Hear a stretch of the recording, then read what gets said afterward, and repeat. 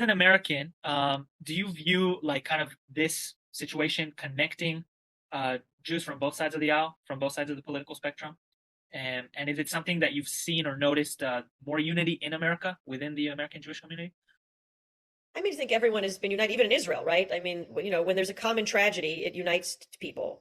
I wish the world saw all of what happened on October 7th as a common tragedy, but you don't. Of course, I mean, but like anything, the initial thing brings people together, but there's also, dissent in how people are going about certain things. That Representative Stefanik, who was kind of grilling the university presidents, a lot of people are not fans of her.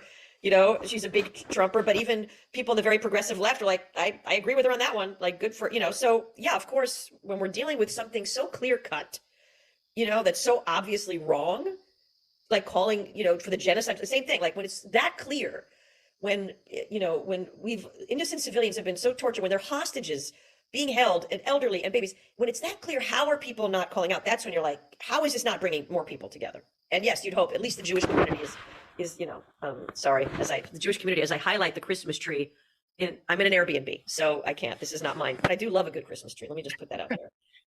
On that topic, a lot of Yes, people are saying that millions around the world are about to celebrate Christmas, right?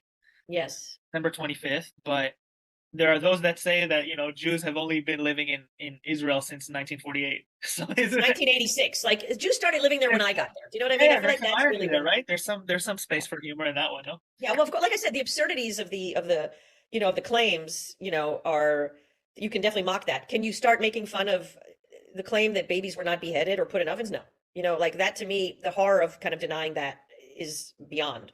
But certain people do it, and they're okay. Like there's certain comedians like Yanis Papas, who has been very, I highly recommend everyone kind of listen to his podcasts. A Greek American comedian who's kind of shining the light on the absurdity of, like, take a history lesson, guys. Like, what the hell, you know what I mean? And really, but not with any political agenda and not with any pro-Israel agenda. Just so those are the people that I think really serve bringing truth to light. Because no matter what I say or you say, it's always going to be tinged with a bit of like, oh, she's biased or this is propaganda. But when someone who has no skin in the game is actually going, facts, guys, great. And uh, Tim Dillon, who I think is very funny, another big comedian with a huge following, he had Noah Tishby on, right? Which I was happy with. And then he had Abby Martin on, who's a journalist who, I mean, horrific, like very, everything that you get enraged about hearing about Israel, she was, you know what I mean? And really kind of ignoring everything that Israel's gone through. So he's trying to be balanced. It's frustrating because, again, but what are you going to do? I think it makes sense to have those both sides so people can be enlightened, at least, or at least, you know what I mean? Or at least be more open, because he's like, oh, okay, he has no agenda. Let me listen to this person. I think I wish we had more of those people, you know?